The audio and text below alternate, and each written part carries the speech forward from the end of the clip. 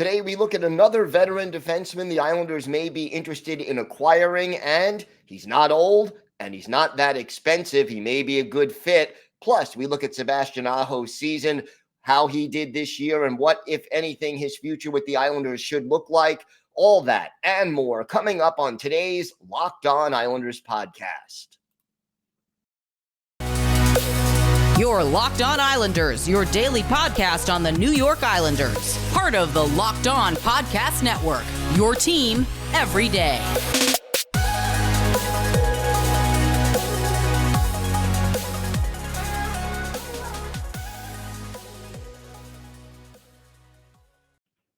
All right, everybody. Welcome to the Thursday edition of the Locked On Islanders podcast. I hope everybody is doing well. And thank you for making Locked On Islanders your first listen of the day. We are free and available on all platforms. And yes, that does include YouTube. So please subscribe there to get every episode delivered to your inbox. And they go live Monday through Friday at midnight. We have got a lot to discuss on today's show. But first, if you've got something Islanders related on your mind, if you have a question, a comment, maybe something you'd like us to discuss on the show, feel free to send us an email. The email address, lockedonislanders@gmail.com. And if you leave your first name and where you're from, we are happy to mention you on the show when we talk about whatever it is that's on your mind. You can also follow the show on Twitter at LockedOnIsles. And you could follow me, Gil Martin, on Twitter at Ice Wars, NYRVSNYI.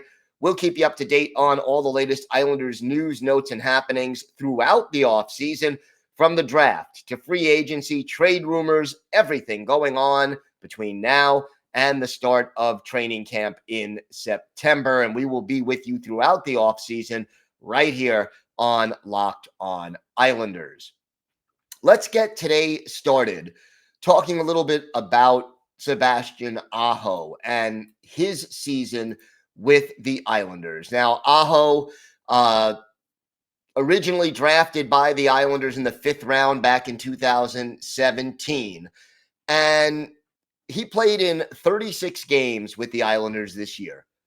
2 goals, 12 points, a -6 plus minus, 10 penalty minutes, averaged a career high 16 minutes and 27 seconds of ice time per game in the games that he appeared in. And here's the thing about Sebastian Aho. He's good with the puck, can move it, pretty good passer, not the best skater, but adequate, gets the job done. And when you compare him to some of the other defensemen, with the exception of Noah Dobson, he's certainly more creative offensively and better offensively than many of them are. He's 26 years old and just turned 26 in February. So you sort of figure that Sebastian Aho is in his prime right now, that this is who Sebastian Aho is. And overall, the biggest issue I have with Aho is his lack of consistency in the defensive zone. As far as being an offensive defenseman, he is more than adequate as a third pair defenseman to play offensively and maybe even, get a little. He had 2 assists on the power play this year in the limited action he saw with the Islanders. He knows how to move the puck, distribute the puck. The issue, unfortunately, with Aho is his lack of size and his inconsistency in his own zone. He's officially listed at 5'11", 185 pounds, but I don't even know if he's that big. And regardless, he is often outmuscled and just sort of unable to consistently pick up his man. There are too many in his own zone. There are just too many defensive breakdowns on the part of Sebastian Aho. And I think when you look at his numbers overall, Sebastian Aho is one of those guys who at the AHL level, he's an all-star, or at least one of the players who, you can build a winning team around in the AHL. He may be a little too good for the AHL, but his lack of size and lack of consistency on defense make him a liability more often than not in his own zone at the NHL level. And at the age of 26, I don't necessarily expect to see a big jump from Sebastian Aho next year or the year after, where you could say, okay, here's Sebastian Aho. We can just wait for him to develop. And once he develops into, the player he's going to be, we will be able to plug him into the lineup and everything will be just fine. I don't think that's the case. I think what you see is what you get. And in my opinion, right now, when I analyze the season that Sebastian Aho had, and when I watch the games on tape and, break it all down, Sebastian Aho is a 7th or 8th defenseman on a good NHL roster. And look, he shoots left and he has those offensive skills, but defensive liability. So where do you put him? To me, if you need a right-handed defenseman, you don't put him in. If you need a left-handed shooting defenseman and someone gets injured, you could plug him in on the third pair. But every time he gets the puck in his own zone, I kind of hold my breath. There's a little bit of anticipation of a possible turnover. He's not overly physical. 32 hits in 36 games. He is willing to block shots. He had 42 of those in 36 games. But look, you take the numbers, he's probably a 5-goal, 25-assist guy over 82 games if you prorate his statistics from this year. Those are not terrible numbers. But the problem is, in his own zone, he is a problem. And when you're a team like the Islanders, who doesn't score a lot of goals, you can't afford to have a defenseman giving up opportunities, turnovers in his own zone that can really hurt the team. So to me, I wouldn't be surprised if Sebastian Aho is playing somewhere else next year, or if he is down in Bridgeport next year. All of those are real possibilities, but I just don't see him being somebody who is able to be a regular in this lineup on a regular basis. So it's a question of what he can contribute. And to me, the answer is he is a liability defensively, and he's not going to be a regular on this team. He's an insurance policy at this point, unless he takes a drastic step forward. We've got more to discuss on today's show. When we get back, we will have a discussion about a player the Islanders have been interested in acquiring, according to a lot of trade rumors, a defenseman who could fit into the lineup and not cost him too much. We'll talk about that and where he fits in, all that and more coming up on this episode of the Locked On Islanders podcast. Today's episode is brought to you by Built Bar, and we've been asking, and Built delivered. Built granola bars are now here. Built granola bars come in 3 unbelievable flavors: chocolate peanut butter, my favorite, chocolate coconut, and white chocolate berry. Want to try all 3 flavors? You can get a mixed box at built.com right now. These are so different from the bars and the puffs. Built granola bars are loaded with granola. It's the perfect combination of crunch and chewiness. But just like bars and puffs, these babies are packed with protein and covered in 100% real chocolate. With 150 calories, 15 grams of protein, and only 4 grams of sugar, Built granola bars will change your world. Built has cracked the code to better granola. They're the perfect healthy snack to pack in your lunch and take on the road or eat as a snack. And they are made with collagen protein, which your body absorbs more efficiently and provides tons of health benefits. So if you've been waiting for a healthy, delicious granola bar to hit the market, this is your time. Head to Built.com right now and get the Built granola bars, 3 delicious flavors to try: chocolate peanut butter, chocolate coconut, and white chocolate berry. Don't miss out. You got to get yours today. Go to Built.com, use promo code LOCK15 and get 15% off your order. That's promo code LOCK15 for 15% off at Built.com.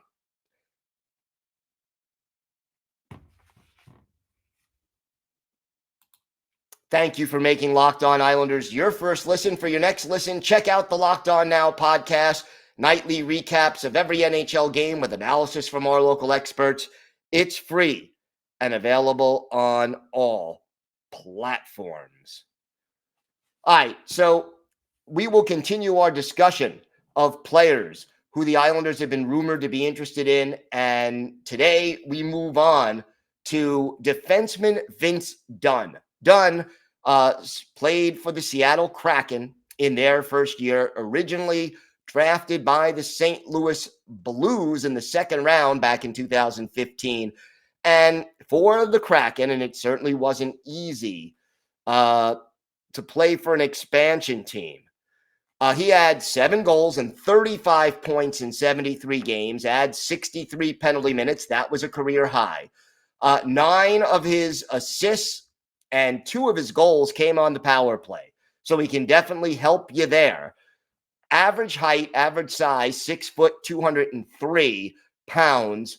And he is 25 years old. He'll turn 26 2 days before Halloween. So he is right now not very old, efficient, and available. And, look, you want a puck-moving defenseman, you got him. He's not going to cost as much as Jakob Chychrun, who we discussed yesterday. And, he definitely would be a candidate to replace Nick Leddy in that he moves the puck well. He's capable of 40 points a year. And when you consider his salary is only $4 million a year, that's not going to break the bank. You probably would cost less to acquire him than it would cost to acquire Chychrun. And I think he could fit into the Islanders system without hurting the team all that much defensively. Now, is Seattle looking to deal him? Maybe, maybe not. The caveat with that is that Seattle is probably looking for younger players and prospects and draft picks because they are an expansion team looking to rebuild.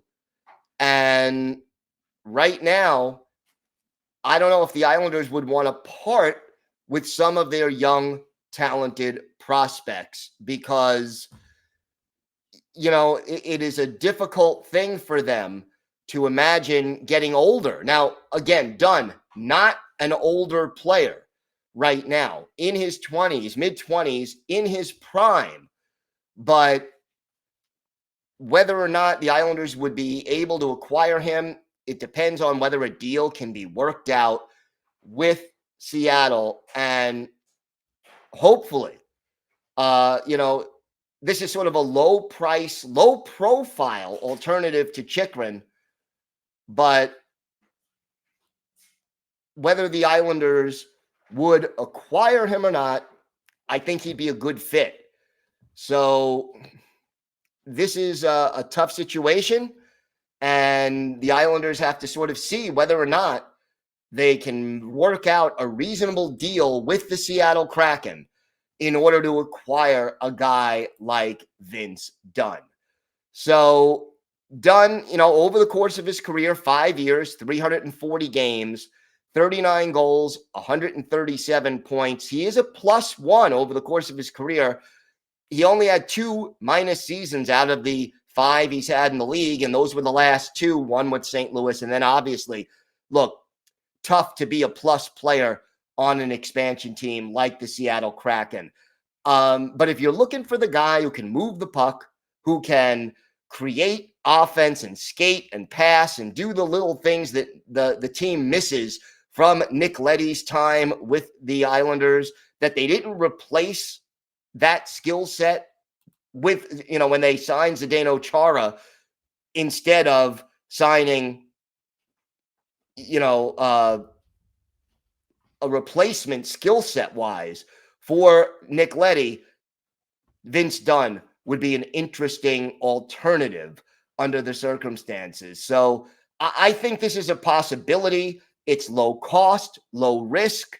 And I think it would make a lot of sense on a number of levels. So it'll be interesting to see what Lou Lamoriello does and how he approaches that situation.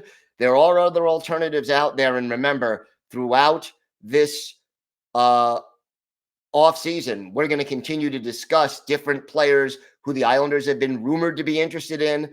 And maybe we'll see whether or not, deals can be made and what would make sense. But to me, when you analyze it, Vince Dunn would make a lot of sense for the New York Islanders on a lot of levels. Is it the sexiest possible trade this team can make? No. Would it make brash headlines across the league?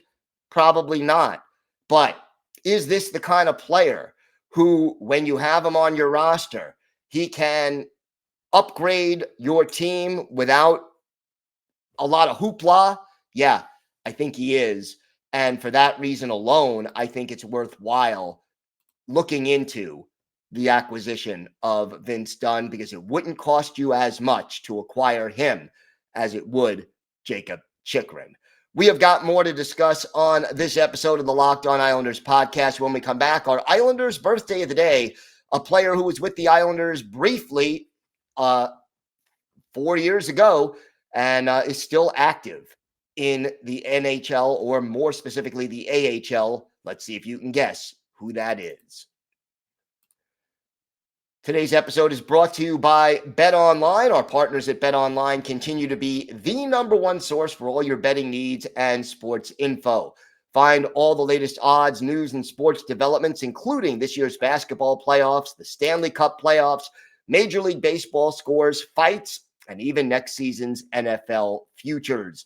BetOnline is your continued source for all your sports wagering information, from live betting to playoffs, esports, and more. Head to the website today or use your mobile device to learn more about the trends and action. BetOnline, where the game starts. Time now for our Islanders birthday of the day, and we're a day early on this one, but Friday will be the 31st birthday for former Islanders winger Chris Wagner. Wagner, originally drafted by the Anaheim Ducks in the 5th round in 2010, spent 2 years at Colgate University before turning pro and made his NHL debut with the Ducks in 2014-2015. Later played for the Avalanche, had a second tour of duty with the Ducks, and then closed out the 2017-2018 season with the Islanders, playing in 15 games and scoring 1 goal, had 2 penalty minutes, and was a -3. Since then, the Walpole, Massachusetts native went back to his hometown team, the Boston Bruins, played with them through the 2020-2021 season, played 1 game for Boston this year, and spent the rest of the season down in Providence in the Bruins AHL affiliate. In 359 games so far in his NHL career, Wagner has 37 goals, 63 points, and 195 penalty minutes. Add 59 NHL playoff games, most of them with either Boston or Anaheim, none with the Isles. 7 goals and 8 points in those. We go back and look at his best game statistically with the Islanders. March 31st, 2018 at The Rock in Newark. Islanders and Devils. Tomas Greiss, the goalie for the Isles. Keith Kincaid in the net for the Devils. And the Islanders get on the board quickly. Tanner Fritz, his third from Brandon Davidson and John Tavares, just 1 minute and 15 seconds into the game. 1-0 Isles. But the Devils even it up midway through the period. Stefan Noesen, his 13th from Blake Coleman and Will Butcher at 7:54. Then in the second period, the Devils' power play goes to work with Anders Lee off for tripping Taylor Hall, his 35th from Will Butcher and future Islander Kyle Palmieri at 41 seconds. That made it 2-1 New Jersey. Hall scores again at 9:08 from Stefan Noesen.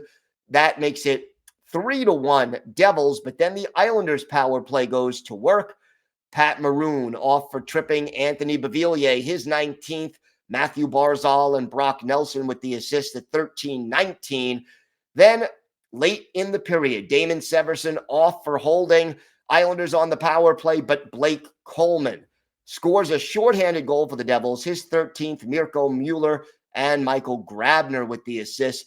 Islanders down 4-2 after 2. In the third, the Islanders pull within 1. Chris Wagner, our Islanders' birthday of the day, his 7th of the year, first and only goal as an Islander. Johnny Boychuk and Nick Leddy with the assist at 16:21. Unfortunately, that was as close as the Islanders got. They fall in this one 4-3. Greiss with 31 saves. For Chris Wagner, our Islanders' birthday of the day. 1 goal. He was a +1. He had a goal on his only shot, and he played 15 minutes and 3 seconds. So the still active Chris Wagner turning 31 on Friday. He is our Islanders' birthday of the day. Tell you, the Islanders, it's going to be a very important offseason. And we know this team has to make some moves. The question is what and how Lou Lamoriello decides to go about it. To me, a guy like Vince Dunn would make sense on a number of levels, just adding some of the skills you lost when you lost Nick Leddy and that, they didn't replace. And, the fact, again, I had nothing against Zdeno Chara. I think he was a useful third pair defenseman. I love what he did as far as helping Noah Dobson develop. What I didn't love is that they never replaced that skill set. Vince Dunn has the skills that the Islanders need to add to their defense core. And I think a guy like Robin Salo is probably still 1 year away, or at least half a year away. And one other thing about Vince Dunn, he won a Stanley Cup with the St. Louis Blues. And that experience alone would be a nice addition to the locker room. We will have another Islander to focus on as far as our player-by-player review. We will look at J.G. Pageau tomorrow. That and a whole lot more still to come. I want to thank everyone again for making Locked On Islanders your first listen every day. Now make your second listen Locked On NHL. From first-round matchups to each Stanley Cup kiss, Locked On NHL covers the playoffs like no other. Hear the latest news and opinions from local experts every Monday through Friday. It's free and available wherever you get podcasts. That does it for this episode of the Locked On Islanders podcast. Have a great day, everybody. Stay safe. And of course, let's go Islanders.